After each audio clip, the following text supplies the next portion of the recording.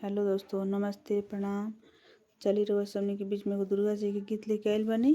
बहुत ही सुंदर बा, बहुत ही सुंदर बा, बहुत ही अच्छा बा। तो चलिए आपन प्यार दुलार आशीर्वाद जरूर बनाए लोगे और लाइक शेयर सब्सक्राइब कर मत भूलें लोगे और कमेंट बॉक्स में जरूर बताएं गाना रोल उनके कैसन लागल।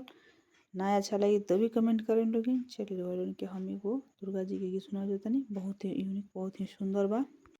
सवार सवार महारानी सिंहों पे हो गई सवार। सवार सवार मेरी मैया सिंहों पे हो के सवार। सिंह चढ़ल मैया रा हो गई थी, सिंह चढ़ल मैया रा हो गई थी।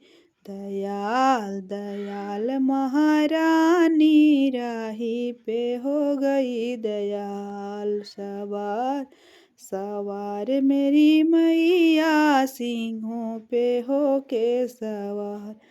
सिंह चढ़ल मैया बागो गई थी, सिंह चढ़ल मैया बागो गई थी।